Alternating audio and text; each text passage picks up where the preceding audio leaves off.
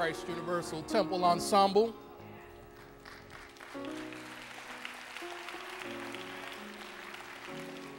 Temple musicians. Soloist Miss Andrea Parrish.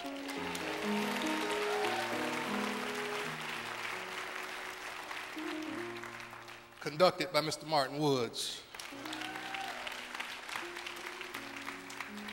And under the direction of Mr. Monte Filon.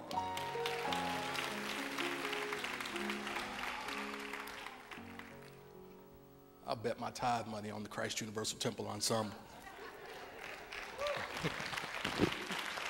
Well, don't you bet yours. I say I'll bet mine. You put yours in the offering. I say I'll bet mine. How you doing this morning, CUT? You all good? God bless you. I love you. I'm excited about being with you as we bring the series that we're in to its conclusion. Before I get started, I do want to say welcome home to our friend, Mr. Spencer Lee. God bless you, man. Thank you. Thank you for not only being a member of the family, thank you for always being there when we need you, right? Generally, when we call you, we really, really need you, and you always take good care of us. Thank you, man. So I like that song as a segue into this lesson, and I didn't ask them for that song. But it's a perfect and appropriate segue as we move into this topic of bringing power to our relationships. And one of the things that I like most about the song as a segue into this relationship is because part of the refrain, I don't know if it's the refrain or not, but in the song, we keep just saying yes, right? If whatever you require, God, my answer is yes. Whatever you need, God, from me, my answer is yes. Whatever you tell me to do, God, my answer is yes. There is no mountain too high, no valley too low for my answer to be yes. But as we look at this lesson today, I want to look at it from a slightly different perspective. And I want to use to ground the lesson, the death and resurrection of Lazarus. We use the death and resurrection of Lazarus. And what I want to use in particular is the relationship that existed between Jesus, Mary, Martha, and Lazarus, and what was required in order to bring power to the relationship. Here is what I mean. Sometimes in relationships, they hit a difficult point. Yeah? I just want to make sure I'm talking to the wrong room. You know anybody that has a relationship that hits a difficult point? So yes. So sometimes in relationships, those relationships can hit a rough spot, a difficult point. There can be challenges. And oftentimes it's very, very convenient to say, the argument signals the end of the relationship, or the challenge or difficulty signals the end of relationship. Yeah? But what I believe we can also pull from this particular text is that sometimes when the love is deep enough and when we understand how to bring power to our relationship, the relationship doesn't have to end just because it hits a difficult patch. Sometimes leaving is the easy thing to do.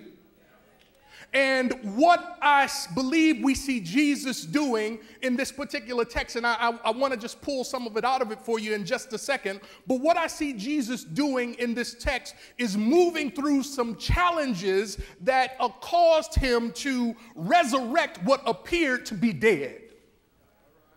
And so what I'm really saying to you is that when you understand how to bring power to your relationships, you can take what appears to be dead and resurrect it so that it might have some more life, so that the glory of God can be revealed. in this particular text, let me just read a little bit for you. It's coming from the book of John, the 11th chapter, and it reads, "Now a certain man was ill, Lazarus of Bethany, the village of Mary and Martha, her sisters. Mary was the one who anointed the Lord with perfume and wiped his feet with her hair. Her brother Lazarus was ill, so the sisters sent a message to Jesus." Sometimes you got to know how to get a message through. So the sisters sent a message to Jesus and said, "Lord, the one whom you love is ill." But when Jesus heard it, he said, "The illness does not lead to death. Rather, it is for God's glory to be revealed." Sometimes the experience does not appear to be what it is looking like. Sometimes it's happening so that the glory of God can be revealed. Sometimes the challenge is not just a challenge, it's there so that you can realize that the glory of God is to be revealed. Not your glory, not my glory, but there is a glory that exists above that glory, and it's the glory of God. And sometimes we have to let the glory of God be revealed. And until the challenge is deep enough, we never know how far God can go into helping us come up out so that the glory of God can be revealed.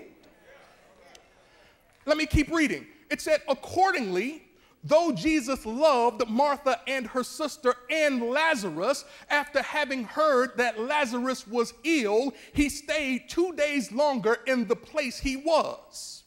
Then after this, he said to his disciples, 'Let us go to Judea again.' The disciples said to him, 'But Rabbi, there are people there who want to stone us.' And Jesus says, 'Are there not 12 hours of daylight? Sometimes you have to move in the day and sometimes you have to move in the night. Those who know how to move in the day can avoid the trouble. And those who go at night stumble into problems that they aren't aware of.' But Jesus says, 'Our friend Lazarus has fallen asleep and we've got to go and help him.'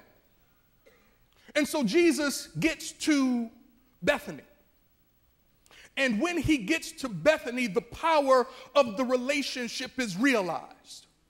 And I want to just start by saying you can bring power to any experience that is in your life. You can and should bring power to your finances. You can and should bring power to your health and fitness. You can and should bring power to your business or your place of work. You can bring power to your family place and your leisure place. You can bring power to your personal goals. You can bring power to your life purpose. But you want to make sure that you also bring power to your relationships.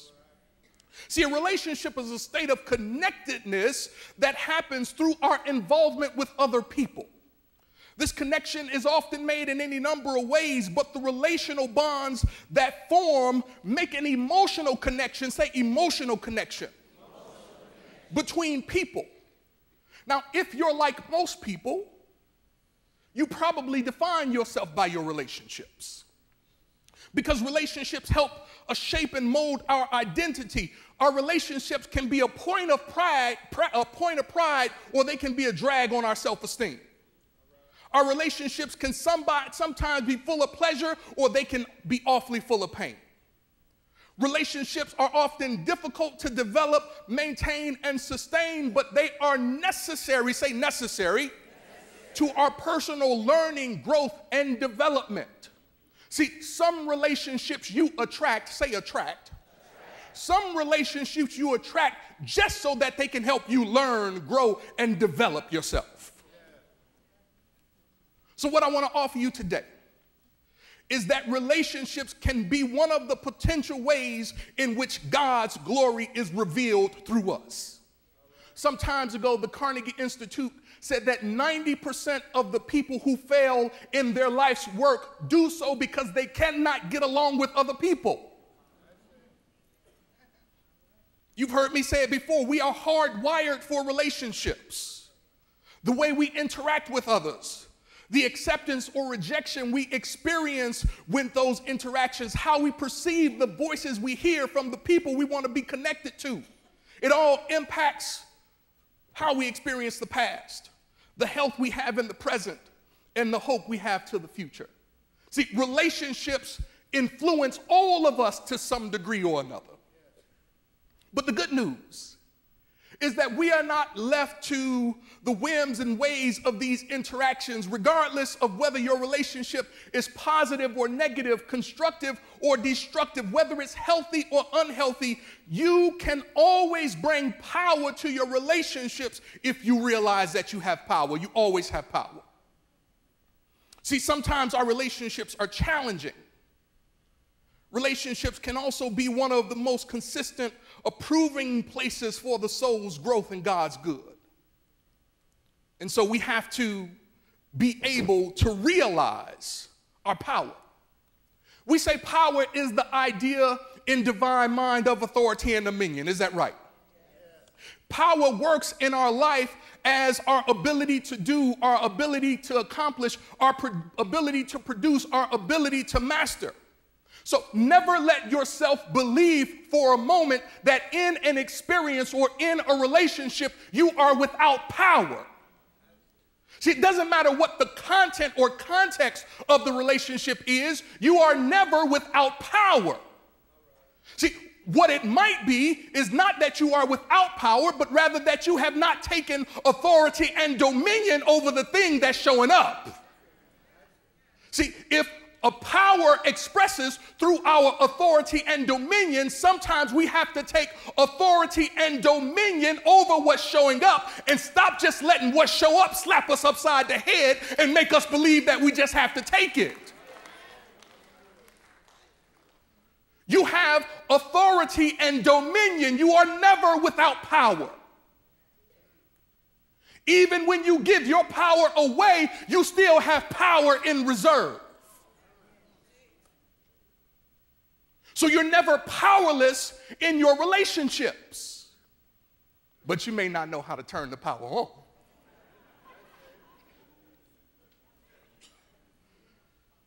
There was a mother who once approached Napoleon seeking a pardon for her son. And the emperor replied to her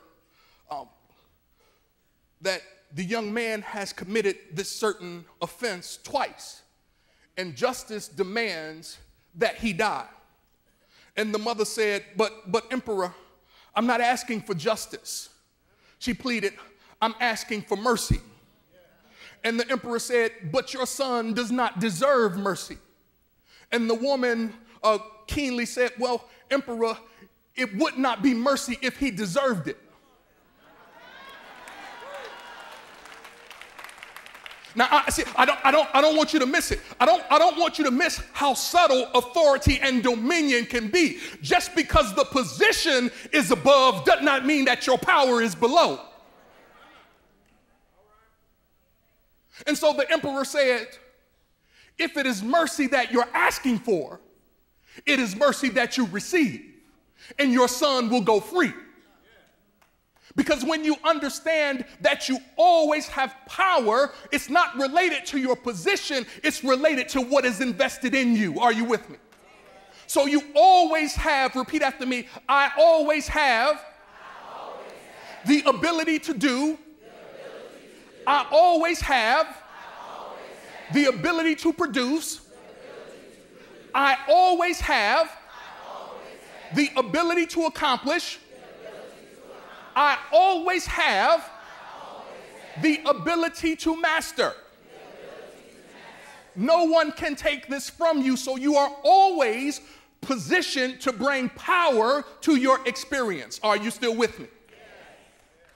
See, what the woman believed was that she could impact and influence the outcome. And that's important because it is belief that dictates our effort, our enterprise, and our actions. Let me say it to you this way. If you don't believe that you can, then you probably won't even try. And if you believe that you can, the effort and enterprise and action that you give to the challenge will be more than enough to help you overcome. Are you still with me? So sometimes you just have to know how to turn your power on. Sometimes you have to turn it on. How do you turn your power on? I'm glad you asked. First, you turn your power on. Put this in your notes. You turn your power on through the thoughts that you think, the thoughts that you form.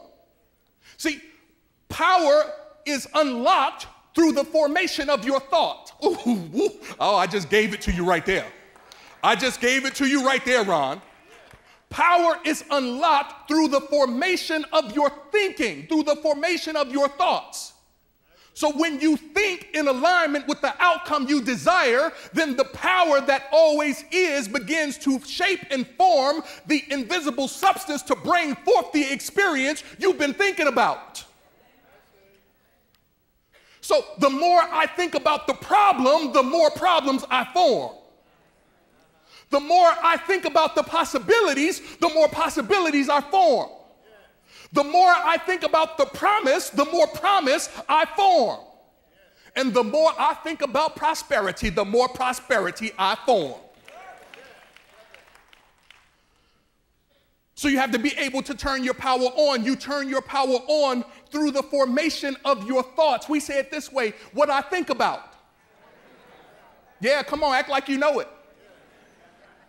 What I think about, I bring about. The second way you turn your power on is to make sure that you tap into your reservoir of strength.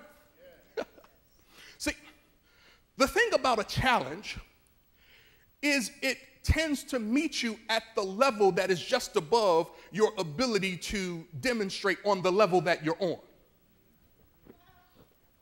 Let me say it to you again. The thing about a challenge is that it tends to present itself to you just above the level at which you are presently demonstrating, right? So the challenge is naturally inclining you to get beyond the space where you are most comfortable operating. The challenge is naturally challenging you to move beyond the frequency which you normally operate. So it does not come at a level that can't be overcome. It comes at a level that can't be overcome at your present level.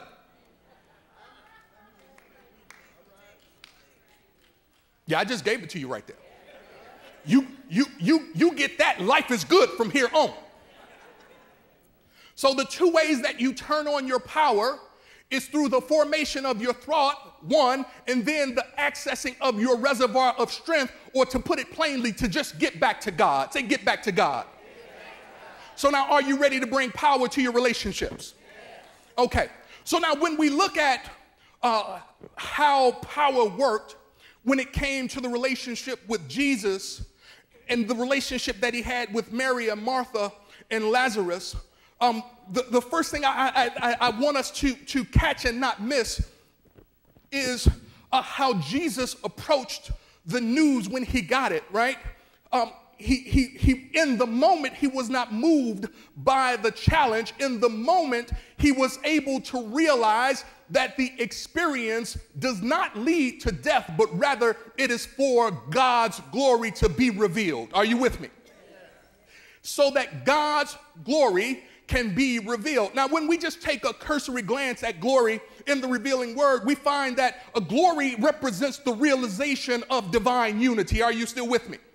So glory is the realization of divine unity. It is the blending and merging of God's mind with the mind of man, right? Glory is the realization of divine unity, and it is the blending and merging of the mind of man with the mind of God. So anytime glory is going to be revealed, it naturally requires us to sync our mind in alignment with the mind of God. You cannot experience the glory in a mind that is lower than the level of vibration at which the mind of God is communicating. You have to get up outside of yourself and understand that the glory calls you up so that you can experience the greater blessing of God, and you can't experience it in this low-level mindset that is calling you up out of. Are you still with me? See, glory is not to be played with, but it is to be experienced. But it calls you up out of the limitation of the inability to see just based upon what you're working through. Yes, there is pain, but can you tap into the glory? Yes, there are broke pockets, but can you connect to the glory? Yes, there is a break in the relationship, but can you realize that you are connected to the glory? So you have to be able to let the mind of God be in you. Part of the challenge for many of us is we don't want to give up our mind. We like the mind that we have created.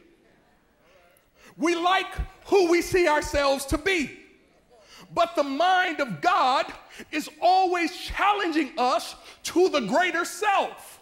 So when God is talking through Isaiah, or when the prophet is writing in Isaiah, he says, my thoughts are not your thoughts, and my ways are not your ways. That doesn't mean they're not supposed to be.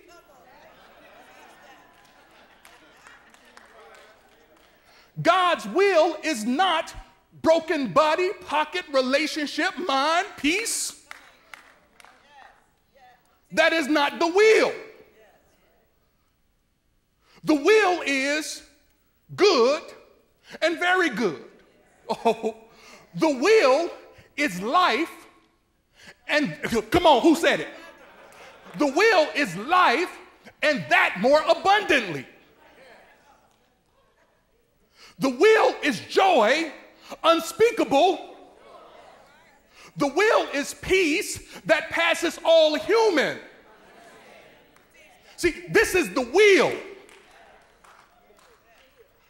But can I let you in on a little secret? See, my mind can also create a will. Woo-hoo-hoo. See, when my mind creates a will, that will draws forth an experience. When God's mind creates a will, that mind also draws forth an experience. And when I let my mind, or let me, I think one of them say it this way, Romans. It just had to come to me. It says, let this mind. Yeah. But we can't run past the first. Yeah, that's right. It says, let this mind be in you. See, what you have to understand about how powerfully and beautifully you are crafted is that because you are made in the image and after the likeness of God, you don't have to do anything you don't want to do. And so the will of God never subsumes your will. It only presents another possibility to you, but you have to let your will go so you can have his will.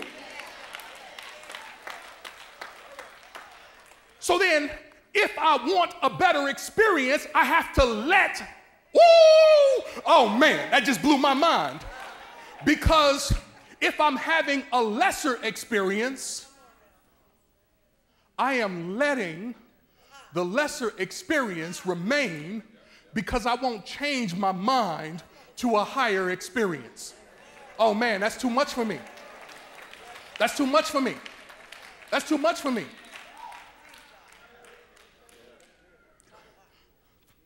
So there is another possibility of a greater experience that I am not letting express in my life. Simply because, Sam, I won't let the mind be in me that was also in Christ. So then, when Jesus, when he comes to meet with Martha and Mary, he says the thing that is pulling him. The thing that is pulling him is not the realization of the healing, but so that the glory of God can be revealed. Right? It's not so that he can be reconnected with his friend, but rather so that the glory of God can be revealed. Are you still with me? And so then sometimes the glory requires us to walk in divine unity. It requires us to allow the blending and the merging of the mind of God into my mind. So then the revelation of God's glory stretches me to come into the unity of the awareness of that which already is. It is not God making something happen. It's simply God pulling me into that which already is. So I don't have to pray for the change. I simply have to accept that which already is. I hope you're getting it. I hope you're getting it. Because what I hear him saying is the thing that you're praying for is already fulfilled. You just haven't let it come yet.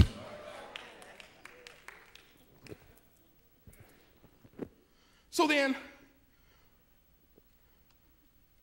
the challenge to the relationship that we see with Jesus and Martha and Mary and Lazarus, the challenge does not necessarily signal the death, but it signals the possibility for the glory to be revealed. I want you to stay right there with me. Are you with me?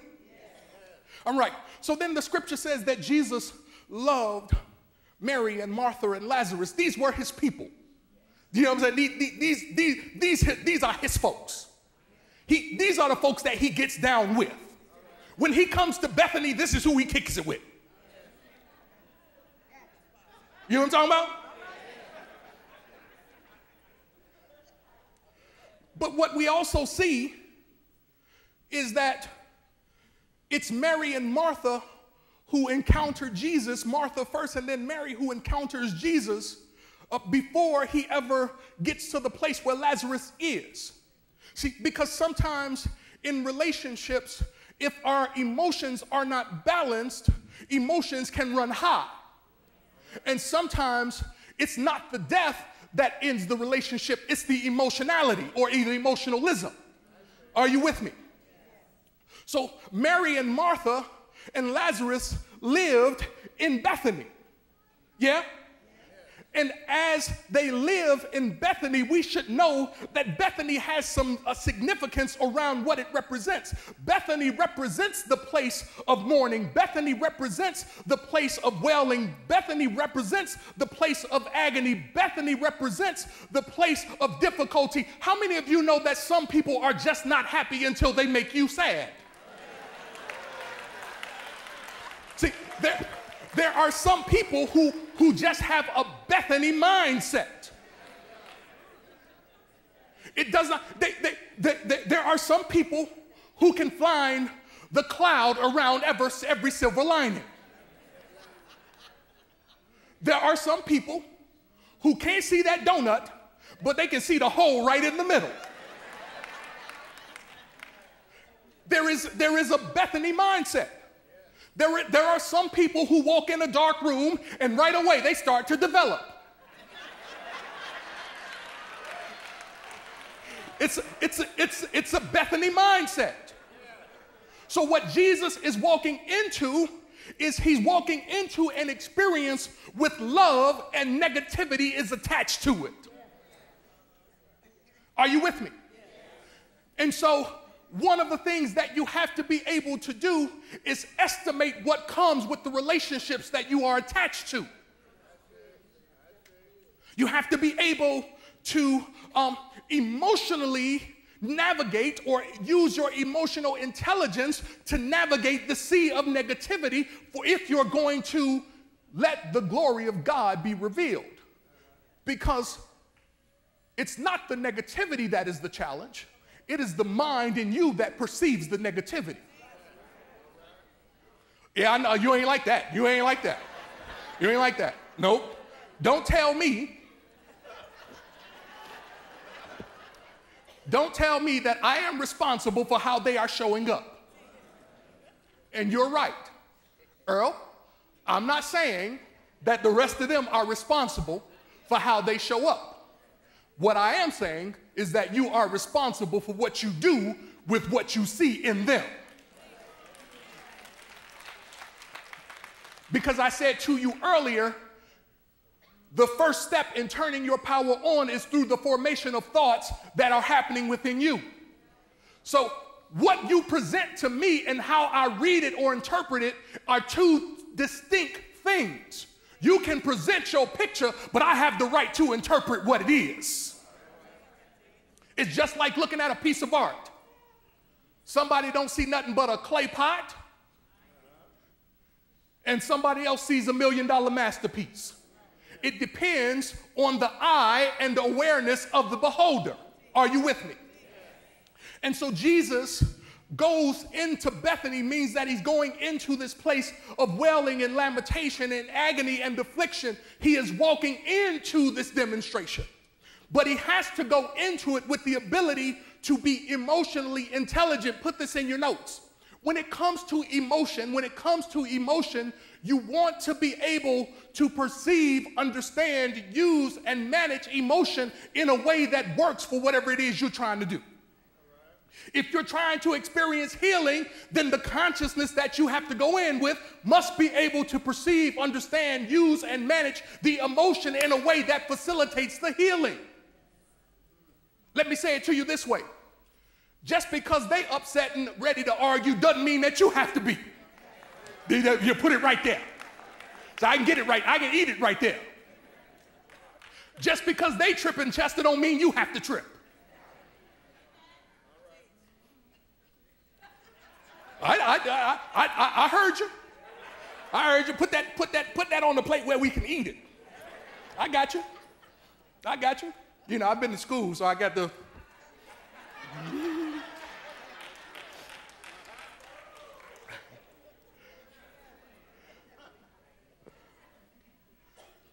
And so Jesus must first confront the emotion, right? Because the emotion can throw off the possibility of what is available. The emotion, if it is not managed properly, can impact the mind, right? So you wake up, somebody gonna wake up tomorrow and you be like, it's nice out and I don't feel like going to work. Now rationally, you know they don't pay you for that day and you need to get that money. But you know what you're gonna say? I don't feel like going to work. And if you're not careful, in the words of Reverend Ike, it will be the feeling that gets the blessing. And you'll be picking up the phone and it's 95 out and you'll be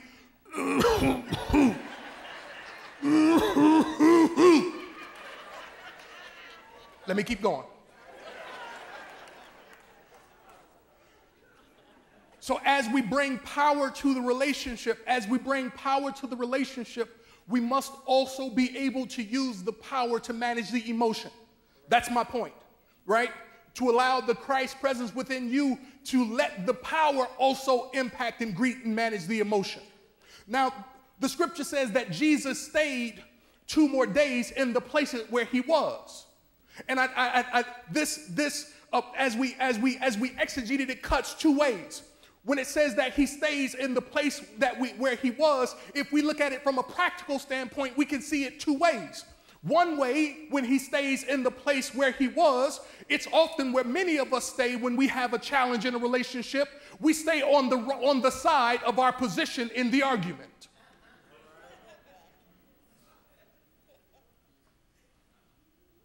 Can we talk about it? Not right now. Where's the breakdown? I don't want to talk about it.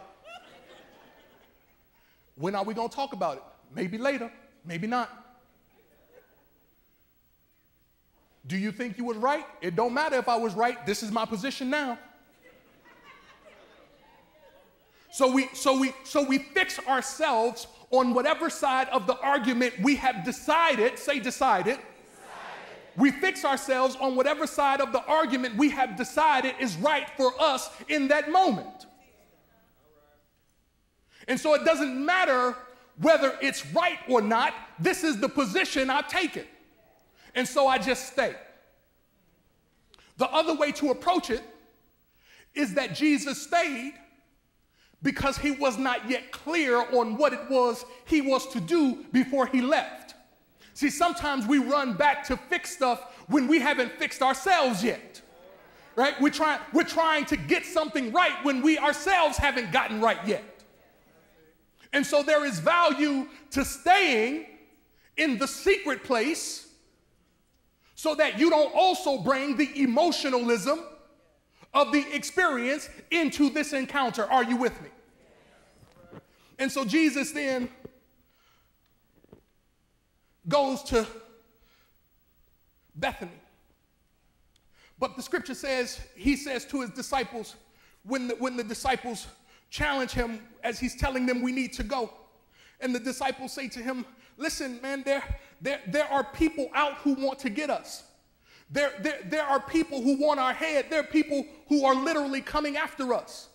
And all of us, say all of us, in the effort to allow God's glory to be revealed, all of us have these moments where we realize that being a stand for grace and mercy might be at conflict with being right. All of us every now and then have these moments where there is great internal and external pressure to be right. All of us have these moments as we're on the road to revelation to let the grace and mercy and healing and forgiveness of God's presence be revealed. All of us have these moments where when we are stretched to grow, we feel more comfortable right where we are. But as I said to you earlier, if you're going to let God's glory be revealed, if you're going to let God's grace and mercy and truth and forgiveness be revealed, then you have to be willing to stretch and you have to be willing to take some risk. Sometimes going and saying, I could have been wrong, I often am, is not a bad thing.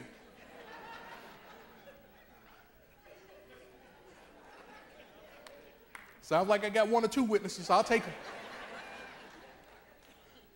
And so Jesus, as the disciples are saying, listen, it can be tough out there, Master. It can be tough out there, Rabboni. What are we going to do? He says, we're going to go by day. We can either go by day or we can go by night. If we look at it from a metaphysical lens, we understand that when we go by day, we are walking by principle. When we go by day, we're walking in divine order. When we go by day, we let wisdom guide us. When we go by day, we remember this word from Jesus, I am the light of the world, when we go by day. But when we go by night, we go by the ignorance and the sense of what happened to us. I ain't gonna let them do that to me again. I ain't gonna let them just say that to me again. I ain't gonna let them disrespect me like that. They can't do me like that, and nobody can do anything to you. You are the thinker who thinks the thought that makes the thing. You have more power than you realize. Unleash it in your relationships. And so Jesus has some concern about where the relationship is. He doesn't know if the relationship is asleep or if the relationship is dead. So you have to be able to assess whether or not the relationship is asleep and whether or not it's dead. How do you analyze your relationships? How do you know when a relationship is working for you? I'm not going to answer it for you. That's not a rhetorical question. I want you to answer that for yourself. Now, when Jesus got to Mary and Martha, both Mary and Martha said to Jesus, if you had been here, our brother wouldn't have died. See, because oftentimes when a relationship breaks down, rather than fixing the problem, we're more comfortable fixing the blame. And so Mary and Martha, because they don't understand what has happened, because they don't realize that the glory of God is yet to be revealed, they settle for fixing the blame when what they really want to do is fix the problem. By show of hands, but don't raise your hand. How many of us settle for fixing the blame when what we really want to do is fix the problem? So just in your relationships, if you're going to let the glory of God be revealed, let me just encourage you to avoid the guilt, the shame, and the blame game. Are you with me? So work on fixing the issue. Work on forgiveness, work on grace, work on mercy, but don't work on fixing the blame. Are you with me? And so now when Jesus gets to Mary and Martha, he says to both of them, It's going to be all right. And they both say to him, after he helped give them some radical correction. See, sometimes you got to help people the hard way. He gives them some radical correction. And when he gives them this radical correction, they say, even though this has happened, we believe that there's still another possibility. And so Jesus goes to the place where Lazarus is. And I like the way the New Revised Standard Version describes it. Remember where the New Revised Standard Version says that that Jesus was greatly disturbed. I like that. I like how they describe it, Spencer. They say he was greatly disturbed, right? Because I think sometimes we think that just because a person has accomplished a lot, or just because they've mastered certain things, or just because they've been through and come out on the other side, we forget that sometimes even the best can be greatly disturbed. And so what I want to just say to you right here is it may not be moving just like you want it to, right? It may not feel good even as you're going through it, but I want to challenge you to do it disturbed. I want to challenge you to feel the fear and feel the difficulty and do it disturbed. I want to challenge you to say to the relationship or to the experience that is calling for your insight and calling for your healing and calling for your power so that the glory of God can be revealed. Do it disturbed. Do it uncomfortable. Do it out of your mind or do it in your mind. But whatever you got to do, do it anyhow. And so even though his soul is unsettled, and even though his mind is not at ease, and even though his emotions are high, see, scripture says he cried when he got to the tomb. But he didn't just cry. He said, move that stone out of the way. See, some of us are content to just cry. I don't know why this is happening to me. Oh, I didn't deserve this. But crying and moving the stone is adequate. Just crying and leaving the stone in place does not get the job done. So it's all right if you cry, but when you get done crying, order the thing within you to move the stone, because it's time to call Lazarus out of the tomb. I don't know what your dead situation is. I don't know what the dead experience is. I don't know what the dead relationship is. I don't know if it's a dead pocketbook or dead piece, but you have the ability to call it forth out of the tomb.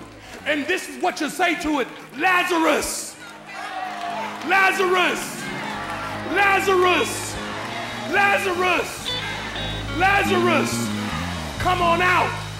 I call that which is dead up to life. Come on out. Prosperity, come on out. Peace, come on out. Joy, come on out. Health, come on out. Abundance, come on out. It's time for you to live. God bless you.